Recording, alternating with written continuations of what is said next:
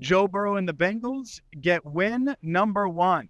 Hi again, everyone, and welcome into Cincinnati Bengals Talk. I'm James Rapien alongside Elise, Jesse, and yes, the Bengals 19-16 winners over the Los Angeles Rams. I think the story starts, it ends, begins exactly where the franchise starts, ends, and begins with Joe Burrow. The fact that he was able to play tonight. The past 8 days, we've been on Joe Burrow watch, on calf watch. And while that will continue for at least one night, no setbacks. Was the game plan limited? Sure. Was Joe Burrow not his normal self? No, he was not his normal self. And yet he did enough to guide the Bengals to victory. He certainly did. He said in his press conference that he takes pride in being available for games, making himself available to be on the field with his teammates. And you got to respect that, I think. And I think it's nice for him to be able to rely on the legs of Joe Mixon to get that touchdown when he can't use his legs himself. We're used to seeing him be able to roll out and get those quarterback sneaks and really make this offense go. He's kind of limited at this point. So the fact that he has Jamar Chase finally, that connection there looks stable. 12 catches, 141 yards for Jamar Chase. Joe Mixon runs it in. I mean, it looked so much better tonight compared to the first 2 weeks. It did. It looked better. And I think the encouraging part is the fact that you're facing Aaron Donald on the other side.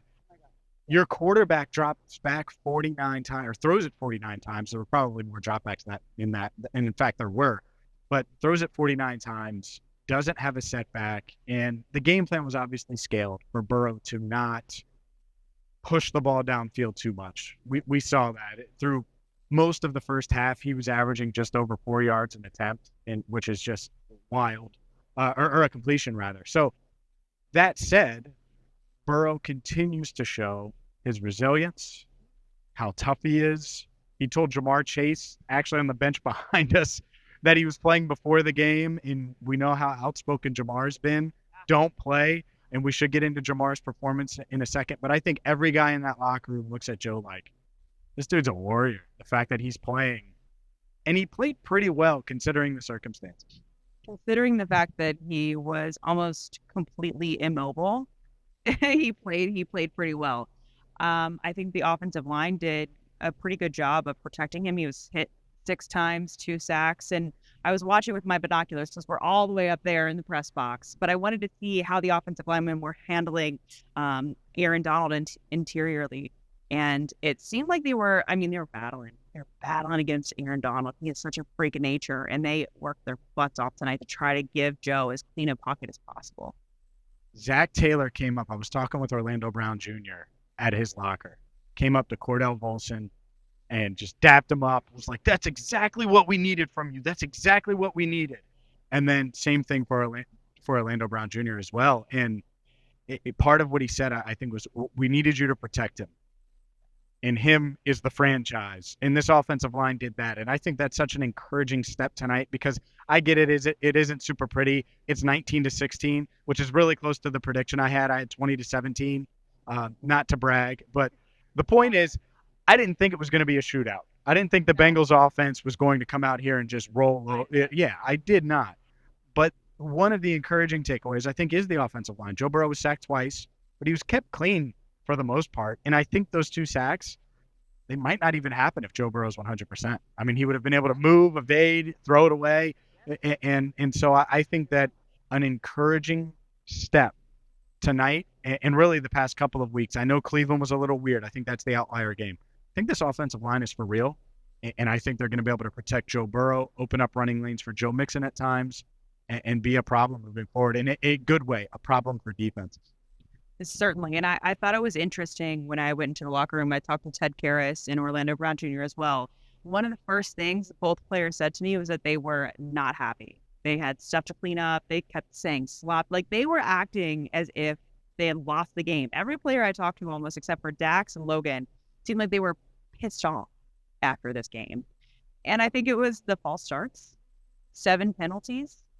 They've got to generate more discipline there.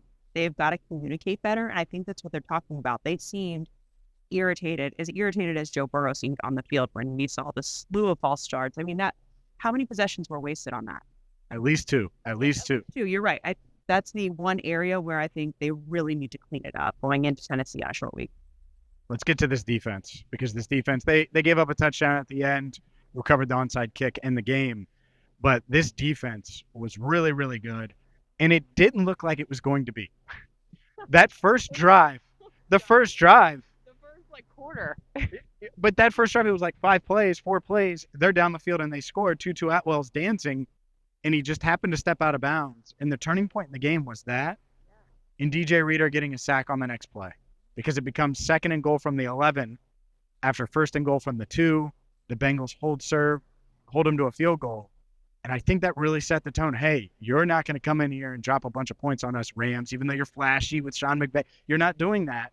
They adjusted. They got after Matt Stafford, 6 sacks, plenty of pressures. You mentioned Dax Hill had one of those sacks. Trey Hendrickson had 2 sacks. Reader, like I mentioned. All right, let's give everybody credit now. BJ Hill had a sack and Sam Hubbard had a sack. Boom, all 6. Defense stepped up today. Yeah, I mean, we finally saw the pass rush that we were expecting to see in 2023 from this group. And they were playing with their hair on fire. It was insane to watch.